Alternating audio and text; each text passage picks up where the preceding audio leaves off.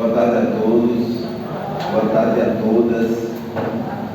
Que as bênçãos de Jesus nos iluminem cada dia de nossas vidas. É uma felicidade muito grande estar aqui mais uma vez. Então eu fico muito feliz de chegar numa casa onde o Evangelho de Jesus predomina. Eu costumo chamar que é uma casa com solo sagrado, porque em toda parte onde o Evangelho é predominante, o solo é sagrado. Quizá um dia todas as nossas casas se tornem assim também, onde nós moramos, onde nós trabalhamos, onde nós circulamos, onde o Evangelho possa se fazer presente em nossos corações. E na tarde de hoje nós vamos iniciar o nosso tema, que faz referência ao livro Boa Nova, mas lembrando uma passagem do Evangelho que eu acho lindíssima. Eu acho uma das passagens com a maior demonstração de fé que eu já tive a oportunidade de conhecer, que é a da mulher hemorroísa, que nós chamamos de um fluxo de sangue, né? Todos vocês conhecem essa passagem de uma mulher que o Evangelho nos conta que haviam 10 anos que ela tinha um fluxo ininterrupto de sangue. Então não devia ser fácil a vida dessa mulher, principalmente porque a cultura da época é que a mulher no período menstrual, ela era uma mulher, ela se tornava impura. Era da cultura do povo hebreu que o período normal, natural da menstruação feminina tornava a mulher naquele período impura. Era da cultura da época. Geralmente as mulheres menstruam com 4, 5, 6, 7, algumas que vão até 10 dias, é isso? Às vezes acontece. Imagina 10 anos com um fluxo ininterrupto de sangue. Então onde aquela mulher chegava, as pessoas não queriam tocá-la, porque era da cultura deles que nesse período da menstruação a mulher não podia ser tocada. Se o marido, se o filho, se a filha, se a mãe, se qualquer pessoa tocasse a mulher nesse período, ela precisava, eu gesticulo muito quando falo, precisava passar por um período de purificação. Então imagina você a dificuldade da mulher no período menstrual. Mas imagina aquela mulher que sofria 10 anos. Dá para você pensar? E eu quero pedir a você que pense comigo. E eu vou fazer agora mais um pedido a todas vocês. Que não só pensem, que se sintam no lugar dessa mulher. Dá para fazer isso? Será apenas por alguns momentos, para que você possa avaliar o grau de sofrimento que essa irmã nossa, ela sentia, porque provavelmente ela era descouraçada pelos amigos, pela família, não tinha ninguém com ela. Vocês imaginam os comentários na época? Essa deve ser amaldiçoada, vamos nos afastar dela, ela não pode tocar em nenhum de nós. Ela já devia ter procurado todas as formas de medicina rudimentares da época, mas ninguém conseguiu curá-la, e o fluxo de sangue persistia. No entanto, ela escuta falar que naquelas imediações ia passando um nazareno. Por onde ele passava, ele curava, e ele transformava vidas e corações, por onde ele passava. Então é você no lugar dessa mulher agora, e eu vou perguntar a você: você iria em busca desse nazareno para se curar? Aí você diz: meu Deus do céu, como é que se chama esse nazareno? Chamam-no de Jesus. E por onde Jesus passar, aqueles a quem ele tocar irão se curar. E mais uma vez eu pergunto a vocês: o que é que vocês fariam? Iriam diretamente? 10 anos? São 10 anos, não são 10 vidas. Não são 10 meses, são 10 anos que você carrega uma doença grave consigo, sofrendo, chorando, É como se ninguém se aproximasse de você. Vocês lembram da pandemia do Covid? Nós ainda estamos num processo ainda de cuidados, não é assim? Mas está mais tranquilo agora, mas ainda requer cuidados. Mas no auge da pandemia, fulano tem Covid, você ia lá na casa dele? Fulana tem Covid, você abria a porta da sua casa para ela entrar? Não, olha, fulano não vem não precisava nem ter a certeza. Nós vivemos um processo em que o Covid criou esse clima em que as pessoas ficavam até com medo. Muitas casas espíritas, por isso que eu digo assim, a casa espírita é só um sagrado. Porque eu vi muitos trabalhadores que não pararam, nem no Covid. Muitos que foram para a rua, trabalhar, ajudar, alimentar os necessitados. Eu vi muito isso. Vocês nem imaginam quantas, em pleno lockdown, continuaram trabalhando, arrecadando alimentos. Teve casa espírita que doou freezer para botar numa instituição, para botar ali carne, peixe, frango, para alimentar as pessoas. Então, eu conheci trabalhadores que não têm nomes conhecidos, porque não fazem palestras, não são dirigentes, mas que dos bastidores, trabalharam arrecadando, em contato com as pessoas, sem medo da enfermidade, e pasmem vocês, não adoeceram. E eu vi trabalhadores que disseram para mim: José, eu tive tanto cuidado, fiquei em casa, nem para a rua eu fui e peguei o Covid. Aí nós imaginamos as coisas mais, os motivos para isso. Foi no supermercado, chegou uma compra, no lavei, passei álcool. Na época as pessoas usavam muito máquina para lavar roupa, então queriam também uma máquina para ver se lavava a compra do supermercado, porque não era assim que fazia. Mas aquela mulher tinha 10 anos e ela agora é você na sua mente refletindo. Eu no lugar dessa mulher, meu Deus do céu, Jesus ia passando e falavam que aqueles que tocassem Jesus se curavam. O que é que você fazia nessa hora? Você ia em busca de Jesus para tocá-lo ou não? Eu quero ouvir de você. Você ia voando. Ele podia estar lá embaixo, a gente nessa altura, a gente pulava. Mas aquela mulher, o que eu acho lindo é isso. Eu fico impressionado, porque aquela mulher, ela queria se curar, mas ela ficou pensando: meu Deus, e se eu tocar nele, o que é que ia acontecer com ele? Na mente dela, ele ia ficar impuro. Então ela acreditava, porque às vezes a mentira, ela se torna realidade para a pessoa que vive, porque ela é a cultura dela. Quando você era criança, você tinha medo do bicho-papão? Tinha bicho-papão, papa-figo, tinha uma série de coisas. Mula sem cabelo. Tudo isso, quando alguém falava, corre que vem o papa-figo, ou o bicho-papão, ou seja lá o que for, você criança ficava com medo. Não existia, mas fazia tremer você lá dentro, porque você acreditava. Ela acreditava que se ela tocasse em Jesus, ele se tornaria impuro. Então o que ela fez? Ela começou a pensar: meu Deus do céu, eu quero me curar, mas eu não quero me curar tornando ele impuro. Será que nós pensaríamos assim? Eu falo por mim: meu Deus, eu vou tocar mesmo, ele depois se purifica. Eu estou há 10 anos, depois ele resolve isso. Eu vou pegar e me curar, e depois, olha, ele vai se purificar. Não é assim que nós pensamos? Às vezes a gente quer enganar, ou tenta enganar até os espíritos na casa espírita. Na hora do passo, olha só, quem tem urgência, por favor, venha para frente, quem tem urgência. Fora aqueles que têm necessidades especiais de idade.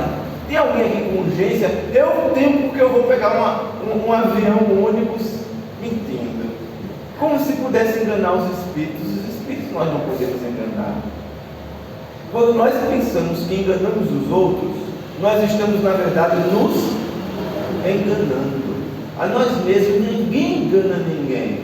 Nós enganamos a nós mesmos. Aquela mulher olhou assim e disse: eu quero me curar, mas eu não quero torná-la impuro. Eu vou perguntar a vocês: o que foi que ela fez? Ela se aproxima de Jesus, ela toca nele? Não. Ela toca onde? Nas vestes. Ela é um caso de cura diferente da maioria dos que você vê no Evangelho. Porque no Evangelho Jesus toca nas pessoas e as cura. Aquele homem que tinha pouquíssima fé, que era um cego, Jesus olha para ele, toca, consegue enxergar. Senhor, estou vendo uns vultos. Jesus cospe no barro, mela as mãos e diz: a fé desse homem é nada. Se não fosse Jesus, ele nem enxergava, porque não haveria quem o fizesse enxergar. Jesus coloca nos olhos dele e agora eu vejo. Ele determinou a cura, as pessoas se curaram, mas ele não determinou a cura daquela mulher, determinou? É um caso de cura da qual Jesus participa sem saber. Deu para entender? Então Jesus vai caminhando e de repente ele pergunta: quem me tocou? É uma música muito bonita, né? Tem uma música de Tim Vanessa, vocês conhecem Tim Vanessa? Tem uma música muito bonita. Alguém me tocou, ou quem me tocou? E os apóstolos de Jesus: Senhor, mas está no meio da multidão, como é que a gente vai saber quem te tocou? Mas Jesus percebe, ele fala: porque de mim saiu uma virtude, ou uma energia de cura. E aí a mulher se revela. Jesus olha para ela, e eu vou dizer uma coisa para vocês, é algo impressionante. Sabe por que é impressionante? É a fé daquela mulher. Eu nem preciso tocar nele. Se eu tocar na ponta da veste dele, eu sei que eu me curo. Ela toca nas vestes de Jesus e ela se cura. Eu acho tão bonito, sabe por quê? Porque ela, além de ter essa demonstração de fé, de confiança, ela não quer tornar Jesus impuro. Na mente dela, ela pensa, mesmo doente, naquele que ela poderia prejudicar para se curar. É algo impressionante, principalmente para a época. Aquela mulher é curada, é instantaneamente curada, cessa o fluxo de sangue. Jesus olha para ela e usa uma frase, que naquele caso é a frase perfeita: minha irmã, minha filha, tua fé. Mas eu quero perguntar a vocês, a nossa fé, aonde se encontra? Nós podemos tocar em Jesus? Nós podemos ou não podemos tocar em Jesus? Nós precisamos tocar nele fisicamente? Nós temos várias formas de tocar em Jesus. E por que eu falo isso para vocês? Alguns anos atrás, eu ia participando de uma formatura, e eu participava de muitas formaturas de culto ecumênico. Não tinha os cultos ecumênicos nas formaturas? E era o padre, o espírita e o pastor. E aí eu estava lá. Um dia eu cheguei numa formatura, eu estava um pouco naquele dia, sem inspiração. Disse: meu Deus, eu cheguei hoje aqui, mas eu confesso que eu vim sem inspiração. Mas foi tão interessante porque chegou a pessoa responsável pelo cerimonial. Ela me disse: olha, o senhor vai sentar na primeira cadeira, o padre no meio e o pastor na última. Tranquilo. Aí conversamos, daqui a pouco o padre começou a discutir com o pastor. Começaram a discutir, porque o padre ia fazer a bênção das alianças, mas o pastor queria também fazer. Não, o padre disse: não, mas quem faz é o padre. O pastor disse: porque não pode ser eu. Aí começaram a discutir. A moça do cerimonial veio e disse: não, gente, vamos se acalmar. E eu lá disse: não, gente, vamos dividir as coisas. Um faz uma coisa, outro faz a outra, pronto. Aí na hora de sentar na tribuna, aí ela mudou a ordem das cadeiras. Aí ela disse: olha, primeiro senta o padre, o senhor no meio e o pastor do lado. Eu fiquei pensando: por que mudou? Aí ela disse, aí depois o padre que estava do meu lado, ele disse para mim: sabe por que ela me colocou de um lado e o outro do outro? E tu no meio? Eu disse: por quê? Disse: eu não me pegava. Mas a gente riu, nós nos divertimos. Eu conheci o padre, gente divertidíssimo. O pastor também muito tranquilo depois. Um fez a bênção das alianças, outro fez a prece final, mas nós conversamos. Mas eu disse: meu Deus, o que é que eu falo aqui nessa tarde? Quando eu cheguei, eu escutei uma música. Eu escutei uma música pela música. Às vezes existem várias situações do dia que nos inspiram. Não existe. Eu escutei uma música, e a música vocês conhecem. É uma música que diz assim: como Zaqueu. Vocês conhecem essa música? Como é a música? No início diz assim: eu preciso de Ti, Senhor. Entra na minha casa, entra na minha vida. Não é assim a música? Mas ele diz no início que ele é baixinho, que para ver Jesus ele teria que subir em algum lugar que era alto. Não é assim a história de Zaqueu? Porque é interessante a história de Zaqueu. E eu não sei se você sabe, mas Zaqueu é a reencarnação de... Ele reencarnaria como quinto Celso, ele reencarnaria como quinto Varro, mas a última encarnação de Zaqueu é o nosso Bezerra de Menezes. É o nosso Bezerra de Menezes. Porque quando nós falamos de Bezerra de Menezes, nós falamos de alguém que teve contato com Jesus e que teve sua vida transformada, era um cobrador de impostos, era alguém que era considerado de má vida. Os hebreus não toleravam, porque ele era um cobrador de impostos, então ninguém gostava dele. Mas quando ele ouviu falar de Jesus, das maravilhas que Jesus fazia, ele não sabia porquê, mas alguma coisa mexeu no coração dele. Então quando ele escuta falando que Jesus ia passando, ele diz: meu Deus, eu quero ver Jesus. Quem é esse Jesus? Alguma coisa me diz que ele vai transformar a minha vida. Mas ele era tão baixinho que quando a multidão se aproximasse, ele não ia conseguir ver Jesus. Então ele sobe numa árvore. O interessante é que quando Jesus vai passando, Jesus o reconhece e pede a ele para descer. E pede também para ser abrigado por ele. Eu acho interessante porque às vezes nós observamos as pessoas e nós julgamos as pessoas. Fulano é isso, fulana é uma meretriz, fulano é um isso ou aquilo. Às vezes nós não julgamos as pessoas, nós não fazemos colocações, esse faz aquilo, essa faz aquilo, nós julgamos e nós já condenamos. Mas Jesus não. Jesus observava porque ele afirmava: eu vim para os enfermos, eu vim para os enfermos. Quem de nós aqui não é enfermo do corpo da alma? Quem de nós aqui não é enfermo do corpo da alma? Quem não é do corpo é da alma, quem não é da alma é do corpo. Mas todos nós somos um pouco enfermos, todos nós precisamos de Jesus, e Jesus se faz presente para todos. Mas Jesus se indignava, não era com as meretrizes, porque na época dele, se você queria xingar alguém, você chamava de meretriz. Se você queria xingar alguém, você chamava de meretriz.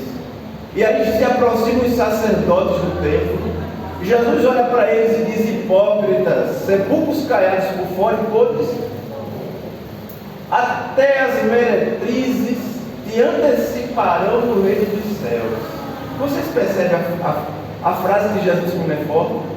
Até as meretrizes te anteciparão no reino dos céus, chegarão antes de ti. Ele não falou que eles um dia não chegariam, porque haveriam de chegar através do processo da reencarnação.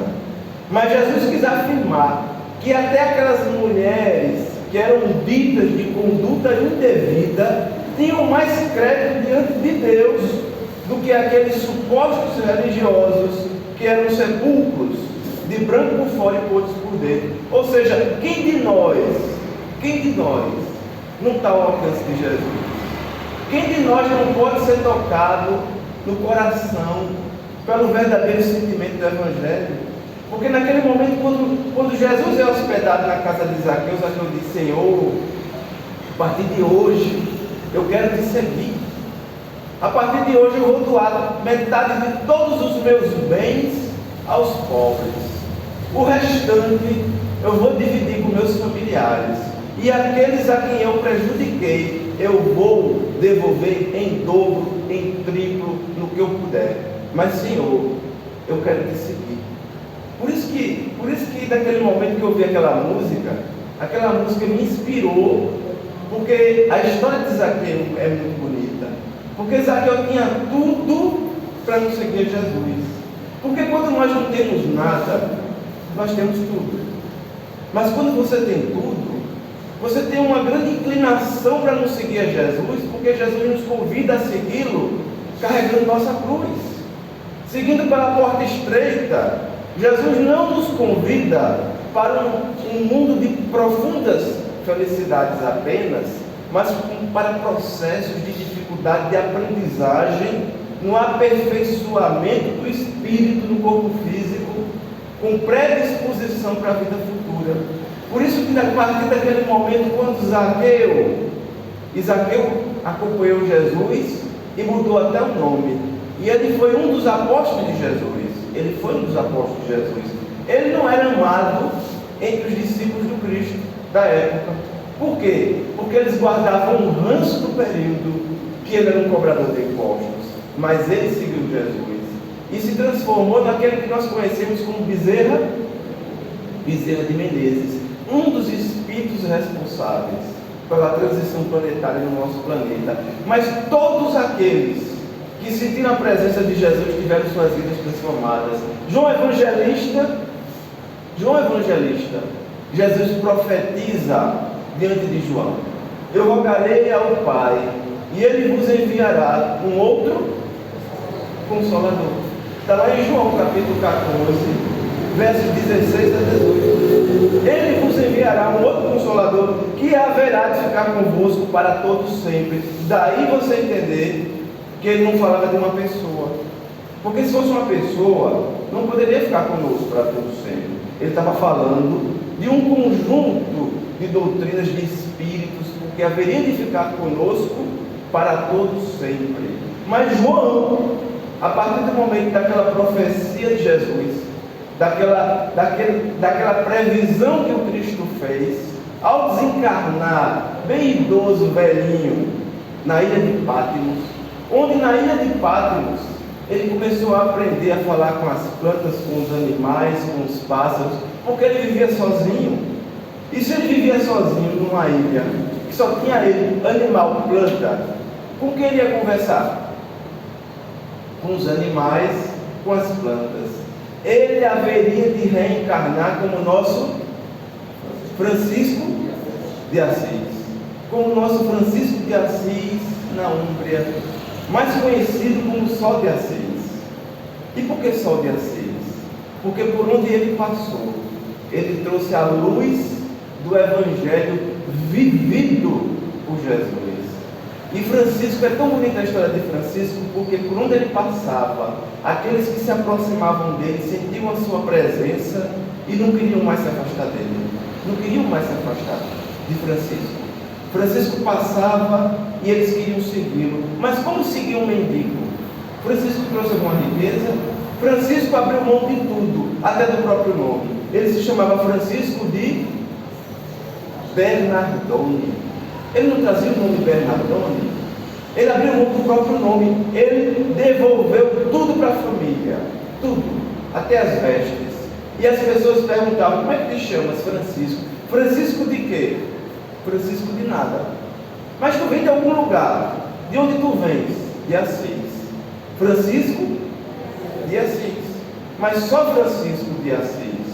E Francisco, por onde passava, ele trazia luz e transformação. As pessoas se aproximavam dele e sentiam a presença de Jesus através da energia espiritual que ele carregava. Espíritos da envergadura de Francisco, eles trazem em si. Você não se aproxima de um espírito dessa condição sem você sair transformado, porque você, ao se aproximar dele, independente da condição que você traga, a presença desse espírito é capaz de impactar na energia da sua própria existência. Para que vocês tenham uma ideia, as mães temiam quando seus filhos iam ver Francisco, porque eles iam e não queriam mais voltar para casa. Eles iam ver Francisco e não queriam mais voltar. E eu vou perguntar a vocês de novo: se você se aproximasse de alguém e você carregasse dor, solidão, depressão, angústia, síndrome do pânico, tristeza, se você carregasse qualquer inquietação, vazio na alma, e você se aproximasse de alguém que lhe preenchesse, que lhe devolvesse a vida, que desse em você um sentido da vida, você queria se afastar dessa pessoa? Você não ia mais se afastar dessa pessoa, ia? Por isso que quando aqueles jovens perdidos, vazios, que só sabiam usar o ouro e a prata para se envolver em orgias e festas, em batalhas, quando se aproximavam de Francisco, eles sentiam as suas vidas renovadas. Então eles não queriam mais sair de perto de Francisco. Então eles faziam: eu vou abandonar tudo, mas eu não saio de perto de ti. E as mães ficavam em casa, nos seus castelos, inquietas, e diziam: meu Deus, só pode ser um feiticeiro. Como é que meu filho, que tem tudo que o dinheiro pode comprar, na época era ouro e prata, como é que ele vai abandonar tudo e a família para seguir um mendigo? Nas nossas mentes, ainda hoje nós não conseguimos entender, conseguimos? Mas a espiritualidade nos explica que era que Francisco despertava nas pessoas que se aproximavam dele o impacto da presença iluminada de quem conviveu e acompanhou Jesus. Mesmo quando ele ainda estava em casa, vivendo na riqueza com a família, ele que tinha uma cama suntuosa, ele saía da cama para dormir no chão. Ele saía da cama que era coberta de seda, porque seu pai era um mercador, e ele saía da cama, dormia no chão, e aí o pai olhava para ele e fazia: isso não pode ser louco. Como é que ele deixa a cama quentinha, aconchegante, com o chão frio? Mas sabe o que a espiritualidade nos explica? Que naquele momento ele fazia um link da época da sua reencarnação como João Evangelista. Quando ele, acompanhando Jesus, peregrinando, eles dormiam no chão. Então é melhor dormir no chão com Jesus ou dormir numa cama repleta de conforto sem Jesus?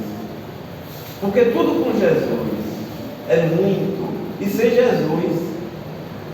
Eu lembro que há muitos anos atrás, alguém muito querido para mim, na minha encarnação, foi minha avó. Minha avó desencarnou há muitos anos atrás. Eu não lembro quantos anos, eu nem marquei, mas eu acho que fazem mais de 15 anos. E aí eu estava com a minha avó no hospital, eu e minha esposa. Estávamos nós no hospital, ela estava entubada, não era Covid, não tinha Covid na época, mas ela estava com uma pneumonia muito grave. Nós estávamos no hospital e eu dizia: meu Deus do céu, eu queria tanto que o Senhor me dissesse alguma coisa, que viesse numa mensagem. E nós andávamos sempre com o livro de Emmanuel. Nós temos esse hábito. Lá em casa, minha esposa, sempre nós fazemos o evangelho no lar, todos os dias. Todos os dias, porque antigamente a orientação era: vamos fazer o evangelho no lar uma vez na semana? Não, hoje não é mais uma vez na semana. A orientação da espiritualidade é que o evangelho no lar seja uma vez ao dia. A hora que você acorda ou dorme, 18 horas. E lá em casa, minha esposa escolheu, achou que o horário mais apropriado eram 18 horas. Então nós fazemos às 18 horas, mas às vezes nós acordamos, estamos na mesa tomando café, e cabe no café o livro de Emmanuel. Qual o livro de Emmanuel que dá bem no café? Pão Nosso. Alguns palestrantes dizem que devia se chamar Pão Nosso, porque quando você abre, parece que ele está dando uma paulada na gente, mas que nós precisamos dessa orientação. E o evangelho você precisa fazer todos os dias. É fundamental, e principalmente em tempos que nós estamos vivendo, tempos complexos. E aí naquele momento minha avó estava no hospital, minha esposa disse: vamos fazer um evangelho e vamos abrir aqui o livro de Emmanuel. Eu não lembro qual foi o livro de Emmanuel que nós abrimos, mas eu me lembro da mensagem que falou que iria acontecer com a minha avó naquele dia. E nós abrimos a mensagem se chamava Com Jesus. E ela dizia assim: com Jesus, pobreza é riqueza. Com Jesus, tristeza é alegria. E saía falando tudo com Jesus. Mas aquela mensagem me revelou o que ia acontecer com a minha avó naquele dia, no final da mensagem. Porque no final da mensagem, ela fechava com a frase que eu vou usar agora: com Jesus, morte é vida. Morte é vida. Dizia assim na mensagem: com Jesus, morte é vida. Aí nós nos olhamos e eu disse: a mensagem já falou. Uma hora depois, a minha avó desencarnava. Vocês percebem que o evangelho nunca nos abandona. Os amigos espirituais sempre estão presentes ao nosso lado, Às vezes você diz assim: meu Deus, será que pelas dificuldades que eu estou passando, será que eles estão comigo, me acompanhando? Eles estão. E eles revelam que não podem fazer mais, para não bloquear o nosso livre arbítrio, porque eles não vão escolher o nosso caminho. Eles não vão nos pegar pela mão e falar: siga por aqui. Eles vão nos orientar, eles vão nos inspirar, e eles vão estar comigo, com você, com todos nós, seja qual for o caminho que você escolher. Talvez você escolha o caminho mais difícil, talvez você escolha o caminho mais complicado, o caminho com mais dor e sofrimento, mas eles vão lhe inspirar a escolher o melhor caminho. Mas se você, pelo seu livre-arbítrio, decidir escolher os caminhos mais difíceis, eles nunca nos abandonam, porque Jesus sempre se faz presente em nossas vidas, em qualquer momento. Então, naquele momento, Francisco, que era o Espírito que representava o processo de transformação, porque quando meu irmão começou falando no seu exórdio, e ele falou: por que a França recebeu o Consolador prometido? Por que não o Brasil? Por que não Portugal? Por que não a Espanha? Existe um processo do porquê de tudo isso acontecer. Primeiro, porque antes da chegada de Jesus no planeta, 58 anos antes, em uma área ocupada pelo Império Romano, Imperador Júlio César, havia um sacerdote druida chamado Allan Kardec. 58 anos antes de Jesus encarnar em nosso planeta, nas Gálias, onde hoje é a França, esse sacerdote druida haveria de receber aproximadamente 2000 anos depois a missão da implantação do Consolador prometido. Então, quando Jesus profetiza em João: eu rogarei ao Pai, ele vos enviará um outro Consolador, isso não era uma ideia, não era um esboço que Jesus estava fazendo naquela hora, já estava no planejamento espiritual, porque esse sacerdote druida desencarna, passa por outros processos reencarnatórios, até reencarnar na França, em Lyon, em 3 de outubro de 1803, salvo engano, como Hippolyte Léon Denis Arrivai. E como é que ele soube que ele se chamaria, ou ele já se chamou Allan Kardec? Porque o espírito que o acompanhava, e acompanhava aquela família que o recebeu, chamado Zéfiro, o saúda como grande mestre, e lembra para ele quando eles, na última encarnação, nas Gálias francesas, se chamava Allan Kardec. Daí usar o pseudônimo de Allan Kardec. Mas no transcorrer entre Jesus e o Consolador prometido, vai reencarnar Francisco de Assis, para tentar impedir a igreja de entrar num processo de declínio, porque a igreja vinha com um processo de declínio espiritual, onde vinha com cruzada, inquisição, guerra santa, indulgência, onde as pessoas pagavam para ir ao céu. Até hoje tem a cultura. Existem pessoas que desencarnam e deixam patrimônio para a igreja. Dizem: eu vou deixar minha casa para a igreja ela acolhe a casa, que é uma doação, e ela coloca para alugar, para trazer recursos para a igreja. Essa cultura veio dessa época, onde as pessoas faziam: eu pintei e bordei, mas eu vou deixar tudo que eu tenho para a igreja. É uma forma de quitar minha dívida diante de Deus, acreditando nesse processo. Então Francisco de Assis vem, e naquela época de Francisco, para poder pregar, ele precisava pedir autorização ao Papa. Então Francisco vai em busca do Papa, chamado Inocêncio II. Se chamava Inocêncio II, e era um Papa extremamente difícil, envolvido até em crimes. E quando Francisco se aproxima do Vaticano, ele se aproxima com um grupo de pessoas que o acompanharam. Eram verdadeiros mendigos entrando num palácio luxuoso que era o Vaticano. E os cardeais falaram: mas por que esses mendigos querem ver o Papa?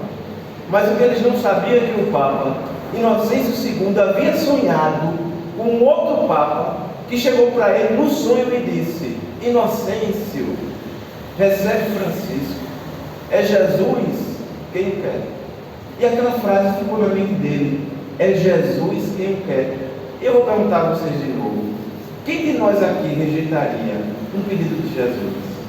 Nós rejeitaríamos um pedido de Jesus? Então ele ouviu aquele seu antecessor falando para ele: Inocêncio, recebe Francisco. É Jesus quem o tem. Então quando Francisco adentra, ele não estava lembrado do sonho. Ele ainda não estava lembrado do sonho. Mas quando ele é expulso, Francisco é expulso do Vaticano com aqueles que o acompanhavam, ele tem um insight e ele lembra do sonho. Ele faz: espera aí. Aí se aproxima dele, pergunta: qual é o seu nome? Aí ele diz: meu nome é Francisco. Aí ele lembra. Quando ele se aproxima de Francisco, como que magnetizado pela presença daquele espírito, ele cai de joelhos diante de Francisco e beija os pés de Francisco. Os cardeais ficam horrorizados. Como é que o Papa, o representante direto de Deus na terra, está lá beijando os pés de um mendigo? Ele beijou os pés de Francisco. E você vai percebendo como é a riqueza de espiritualidade quando nós nos aproximamos de Jesus, quando nós sentimos a presença de Jesus em nossos corações.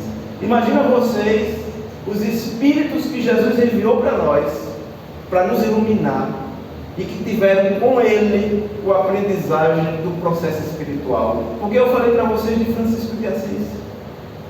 Nós também tivemos um Francisco. Qual é o nosso Francisco? Francisco Cândido Xavier.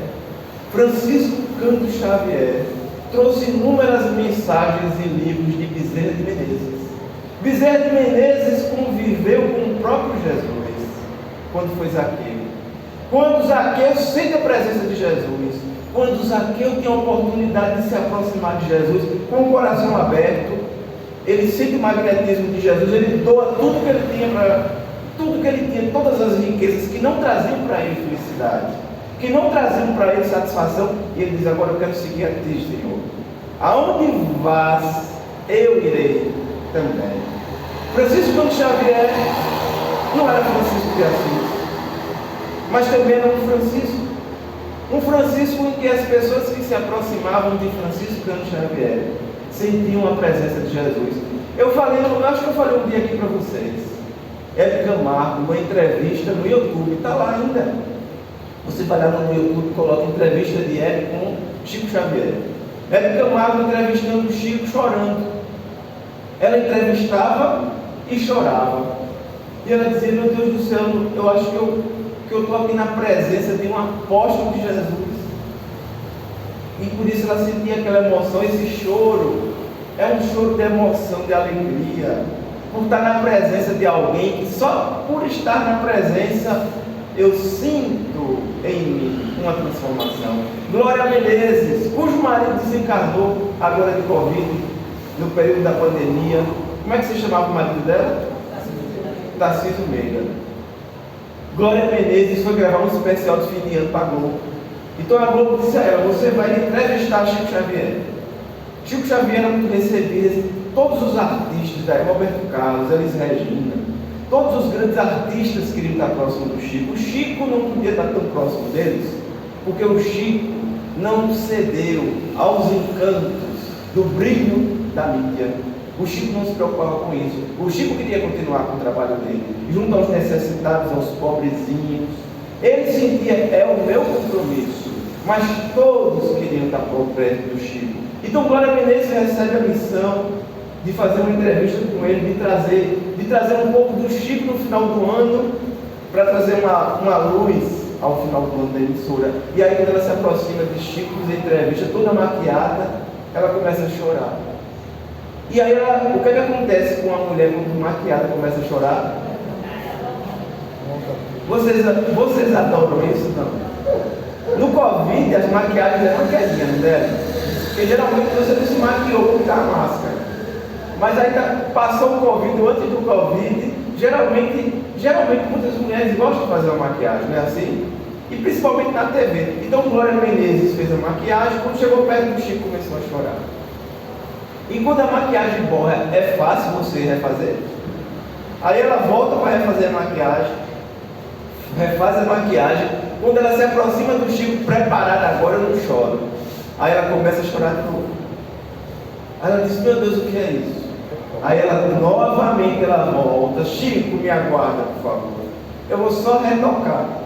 Aí ela vai todo o processo. Ela é interessante porque ela se prepara para não chorar. Isso já aconteceu com você? Alguma vez você se preparar para alguma coisa e novamente vai, novamente, meu Deus do céu, acho que eu não vou conseguir. E aí ela começou novamente, fez a maquiagem, voltou para o Chico e disse: agora eu não choro. Aí quando ela se aproxima do Chico, Chico, aí ela vai chorando de novo. Em suma, ela não conseguiu gravar a entrevista com o Chico. Aí você vai ver uma entrevista só com ela. Ela vai dizer: gente, eu queria gravar, mas não consegui.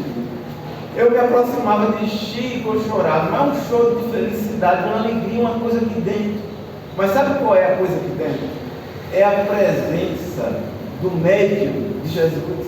E quando eu falo do médium de Jesus, não é o Espírito que recebeu, que eu estou falando isso não. Eu falo do médium que seguiu os ensinamentos de Jesus ao pé da letra. Dai de graça o que de graça recebeis. Chico, ele seguia os ensinamentos de Jesus. Um dia ele chegou numa casa espírita e ele trabalhava. O Chico trabalhava, ele era escriturário. E as pessoas, o chefe do Chico se incomodava, quando ele ainda era mais jovem, que as pessoas iam procurá-lo no trabalho para receber um passe. Se você tivesse uma empresa, você queria que seu funcionário ficasse a toda hora parando no trabalho para receber as pessoas? Então o patrão do Chico não gostava. Então era uma ordem dele. E quando as pessoas iam na Fazenda Modelo procurar o Chico, a pessoa que recebia dizia assim: ele não está aqui não, ele está lá no centro. Aí a pessoa ia até o centro. Quando chegava no centro, o que as pessoas diziam? Ele não está aqui não, ele está onde? Lá na fazenda. Aí as pessoas dizem: meu Deus, eu fui na fazenda e disseram que ele está aqui, eu vim aqui e disseram que ele está lá. O Chico nem sabia disso, coitado. Um dia uma senhora chegou lá, quando o Chico já tinha ido para a casa espírita. Então quando ela vê o Chico chegando, ela se aproxima de Chico: Chico, você está pensando o quê? Ela dá um tapa no rosto do Chico. Eu fui lá receber um passo e me mandaram para aqui. Me mandaram aqui, me mandaram para lá. Você está pensando que eu sou o quê? Pá! No rosto do Chico. O Chico não revida. O Chico não revida. E ele não revida porque foi o ensinamento de Jesus. Ele baixa a cabeça, ele sai, mas ele não quer aplicar o passe nela. Você ficaria no clima de aplicar um passe em alguém depois de apanhar essa pessoa? Aqui entre a gente, só aqui entre a gente. Meu irmão disse que deu até uma pausa ali na gravação. Você aplicaria? Aí o Chico vai assim, se recompõe um pouco. Aí Emmanuel chega, diz: e aí, Chico? Diz: pois é, ela me pediu um passe, deu um tapa. E você, Chico, vai aplicar o passe nela? Ele disse: eu não estou em condição de aplicar o passe nela. Emmanuel olha para ele e diz: pois é, Chico, você tem razão. Você tem razão, mas ela tem a necessidade. Mas Emmanuel não disse para ele: vá lá aplicar o passe. Ele só disse: você tem razão, Chico. Ela tem a necessidade e você tem a razão. Ele parou, ele se recompôs, fez uma prece, voltou lá e aplicou o passe nela. Porque aplicar o passe para Chico não é feito para a gente. A gente pode aplicar o passe depois de brigar, de discutir, fazer só a média, fazer só o movimento da mão, mas aqui nada. A gente pode fazer uma prece só da boca para fora. A gente pode falar o que quiser da boca para fora. A gente pode olhar para alguém e dizer assim: meu irmão, eu te amo. E por dentro está miserável, vontade de torcer teu pescoço. Às vezes nós nos habituamos, muitas vezes, a agir assim. Eu estava conversando com meu irmão e eu dizia: olha, nós ainda falamos de Judas. Judas já é um espírito iluminado, reencarnou com Joana d'Arc, resgatou o que tem que resgatar, já está em mundos espirituais e nós ainda falamos de Judas. Judas vendeu Jesus por 30 moedas que ele não quis, porque ele não queria matar Jesus. Não era o que ele esperava. Ele volta para os sacerdotes e joga todas as moedas no chão. Judas não queria aquelas moedas. Hoje nós vendemos Judas, nós vendemos Jesus por barra de ouro. falamos em Jesus para pedir voto, para enganar as pessoas, para ludibriar, para ficar bilionário. A questão não é Judas naquela época. A questão não é Pedro que negou Jesus quantas vezes? 3 vezes. É quanto de nós ainda temos de Judas aqui dentro. Quanto de Judas tem em cada um de nós? Quanto de Pedro, não Pedro de hoje, espírito iluminado, que nem nesse planeta, mas eu estou falando do Jesus e do Pedro da época, do Judas e do Pedro da época. O quanto deles ainda existe em nosso coração. Então, para Chico voltar e aplicar um passo naquela mulher, não era só chegar e mexer a mão, ele precisava sentir dentro de si o amor e a compaixão e o carinho por aquele espírito que estava ali diante dele, necessitado. Mas quando Emmanuel disse para ele: Chico, você tem razão, Emmanuel estava dizendo para ele: você pode não voltar, e eu não vou pedir a você para voltar, mas você tem razão, mas ela tem a necessidade. E o Chico voltou e aplicou o passe nela. Eu pergunto a vocês: Chico era ou não era um representante de Jesus aqui na Terra? Chico é aquele que você viu na TV, no Fantástico, o raio de luz passando. Vocês viram isso? No YouTube? Quem viu, levanta a mão. Quem não viu, coloca lá. Coloca lá no YouTube, Chico Xavier internado, um raio de luz passando no hospital. Isso foi gravado pelas câmeras da Globo, do Fantástico. Depois, Arnaldo Rocha, que era muito amigo de Chico chamava ele de Naldinho, que foi marido de quem? Meilei. Arnaldo Rocha chegou para Chico e perguntou: Chico, quem foi aquele raio de luz? E ele respondeu: foi o Emmanuel e a minha mãe. Emmanuel e minha mãe. Que eles chegaram para me falar que eu iria me recompor, que aquele não era o dia do meu desencarne. E Chico estava ansioso para desencarnar, porque ele queria voltar, porque ele se sentia velhinho, muito idoso, muito cansado, já tinha 90, ele vai desencarnar aos 92 anos. Depois de uma vida toda de lutas, de trabalho, quase não dormia. O Chico virava à noite, às vezes dormia 1 hora por noite, 2 horas no máximo. O máximo do Chico era 3 horas. E aí, depois de tudo isso, de uma vida toda dedicada à psicografia, ao trabalho, ele estava cansadinho. Ele diz: Emmanuel, quando eu vou voltar? Porque eu quero trabalhar. Emmanuel disse: eu não sei, Chico, só Deus. Mas o Chico havia feito um pedido a Jesus: Senhor Jesus, se for permitido, eu gostaria de partir num dia de quê? De alegria, de muita felicidade para o brasileiro. Qual é o dia de muita felicidade para o brasileiro? É dia de futebol, Copa do Mundo. E aí, naquele dia, vocês imaginam isso que eu estou falando para vocês? Um espírito que escolhe o dia de desencarnar, porque saber o dia que desencarnou, tem gente que sabe, porque você, antes de reencarnar, você já está com a passagem comprada de vida e volta. Então você já inconscientemente já sabe. Muita gente já sabe e sente o processo chegando. Todo mundo aqui vai voltar, não vai? Alguém aqui perdeu a passagem pelo caminho? Não se preocupe não, se você perdeu, já acharam, já estão demorando. Ninguém perde, mas escolheu, o Chico escolheu, se nosso Senhor Jesus Cristo permitir. Eu gostaria de voltar num dia de muita felicidade para a nação brasileira. Olha que não deve ser fácil, um dia de muita felicidade nesse país, porque é um país difícil, grande, extremamente com conflitos. E aí o que aconteceu? O Chico desencarnou no dia do jeito que ele pediu. Qual foi o jogo daquele dia, vocês lembram? O Brasil jogava com quem? Você lembra com quem? Aquele dia foi Brasil e Alemanha, e o Brasil ganhou por 2-0. Eu imagino isso aí, eu imagino comigo, tá, gente? Eu imagino comigo que os espíritos do mundo espiritual, os brasileiros dizendo assim: gente, o Chico precisa desencarnar hoje, então a gente tem que ganhar esse jogo. Aí eu chego para os alemães: olha, a gente precisa, o Chico precisa desencarnar, não dá para esperar outra Copa, é mais 4 anos, e nosso Senhor Jesus autorizou o Chico a desencarnar no dia de felicidade, então a gente vai ganhar o jogo, porque hoje o Brasil ganhou o jogo. Mas nós vamos devolver para vocês depois, com juros e correção. Foi bem pago ou não foi? Porque o Chico voltou no dia que ele pediu. O Chico merecia ou não merecia? O o Chico merecia. Então, eu falei de Chico, falei de Francisco de Assis, falei de João Evangelista, falei de Allan Kardec, falei de Zaqueu, que é o nosso Bezerra de Menezes. Mas todos esses foram espíritos que tiveram suas vidas transformadas através de quem? Através de Jesus. Tiveram suas vidas transformadas através de Jesus. E se as pessoas que se aproximavam de Chico Xavier, de Francisco de Assis, sentiam a presença de Jesus, imagina se nós tivéssemos a oportunidade de sentir o próprio Jesus. Mas nós podemos sentir o próprio Jesus. Foi Ele que nos falou, quando nós observássemos o nosso irmão e a nossa irmã. Ao meu lado estarão aqueles que me deram de comer quando eu tive fome. Eu já vi que meu horário chegou. Eu vou encerrar agora, mas eu preciso concluir.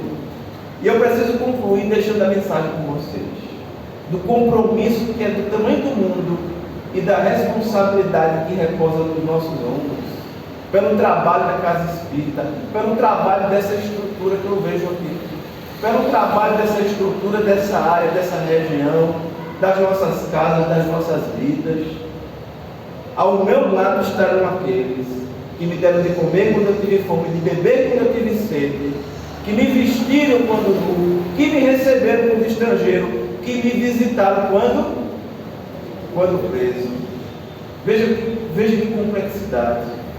Nos convidando ao princípio da caridade e da compaixão até com os criminosos, que me visitaram quando preso. Mas, Senhor, quando estivesses em nossa porta e não tivemos de comer e de beber, não te visitamos quando preso, quando enfermo, quando não te recebemos quando estrangeiro. O que foi que Jesus falou? Vocês lembram? Todas as vezes que deixaste de fazer isso a um desses, foi o quê? Foi a mim que fizestes. Então eu pergunto a vocês, quando nós procuramos Jesus, aonde é que nós encontramos Jesus? Nós encontramos Jesus nos nossos irmãos, nas nossas irmãs.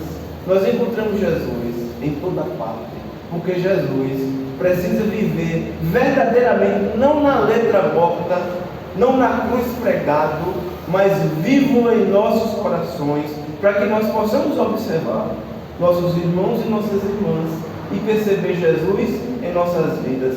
Muita paz para todos e todas.